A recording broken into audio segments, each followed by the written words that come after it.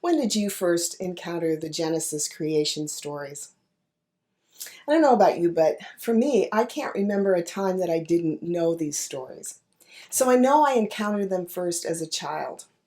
Maybe my first introduction to them was through the books that my parents had, books of children's stories.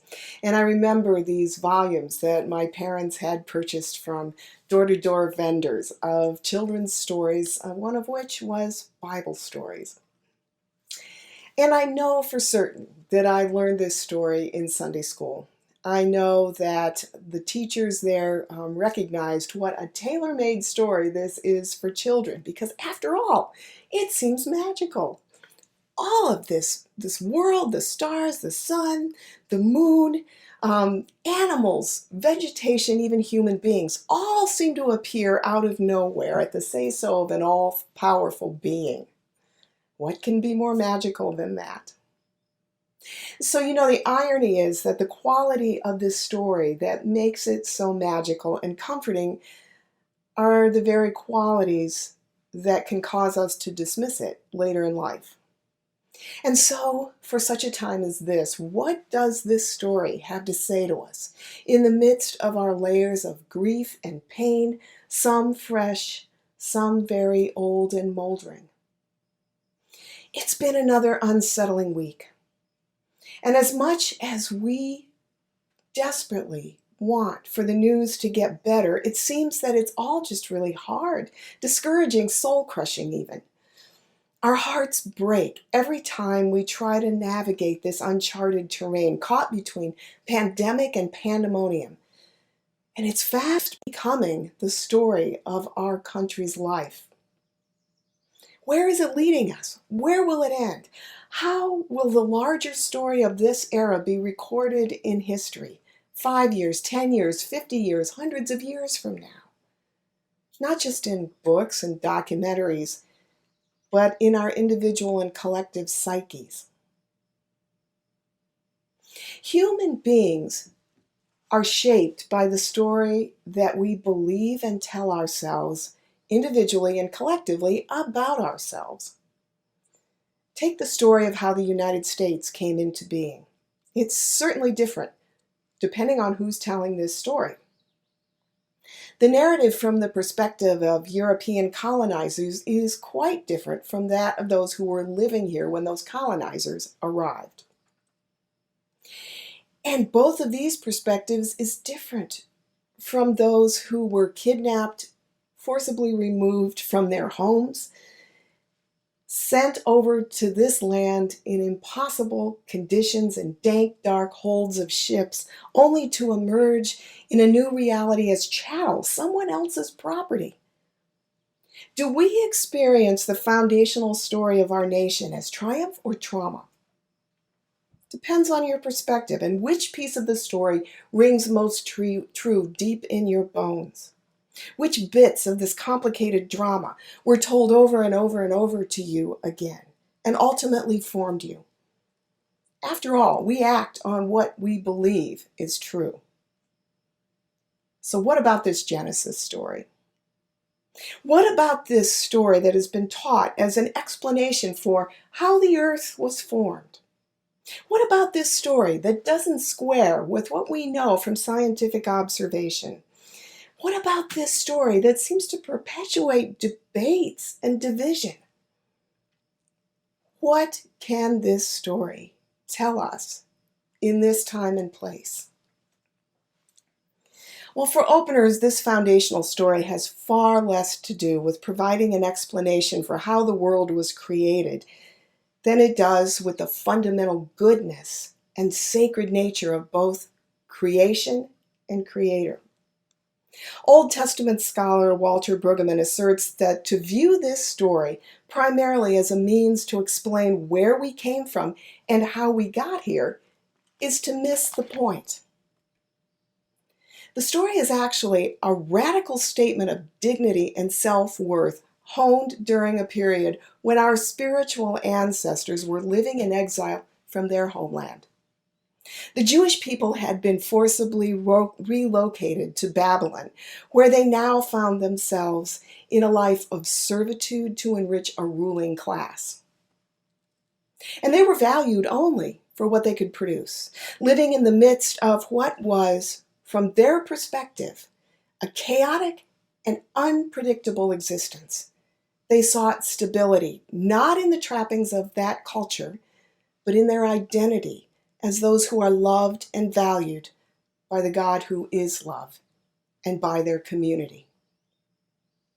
Subsumed by a culture that wasn't their own, surrounded by gods they did not worship, forced to engage in practices that were antithetical to their values for the sake of enriching their captors, our spiritual ancestors refined and recorded their sacred stories as they sought to define themselves as inherently worthy simply because they were human beings.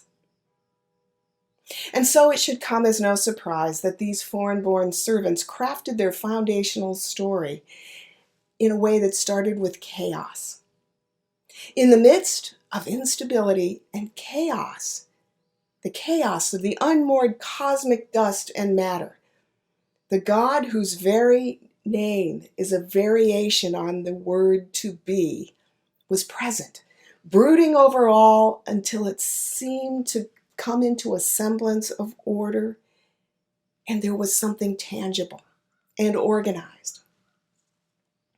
And as the story unfolds, it paints the picture of our world as lush and exquisitely beautiful, supplying everything any creature could ever need or want.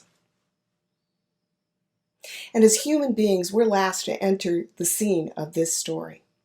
Like children coming into loving families who have longed for their birth and prepared the charming nursery. The baby doesn't have to do a thing. It's all right there waiting for them. Everything they could ever need. But babies grow up, and part of the process of maturing comes responsibility. And that's how our ancestors ended their story, with the reminder that human beings have a responsibility to tend this place of wonder and beauty, this place that they have just come into. I chose to read the Genesis text from Eugene Peterson's The Message because of his translation of the last few verses of that chapter. Instead of using words like subdue and have dominion over, he went with the spirit of the story and used the phrase, be responsible for. And I think he's right in this.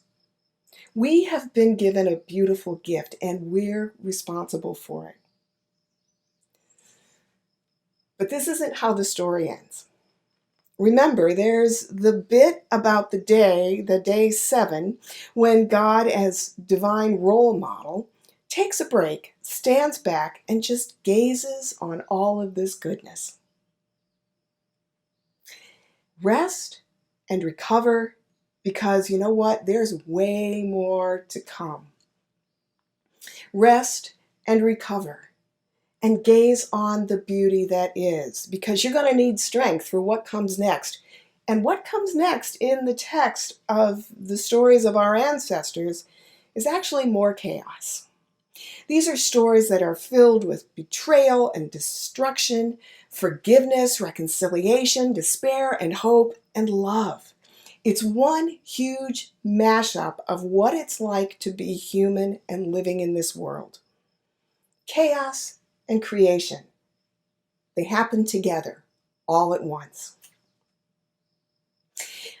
Like the chaos that somehow was ordered into the beauty of the world, chaotic moments are times when we have a real opportunity to define ourselves.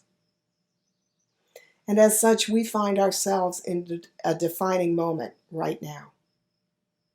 What will we create?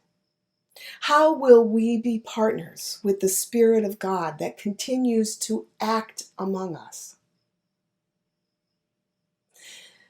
I want to end with an excerpt from Langston Hughes' Let America Be America Again. This is how he ends this poem. Oh, let America be America again, the land that never has been yet, and yet must be, the land where every man is free.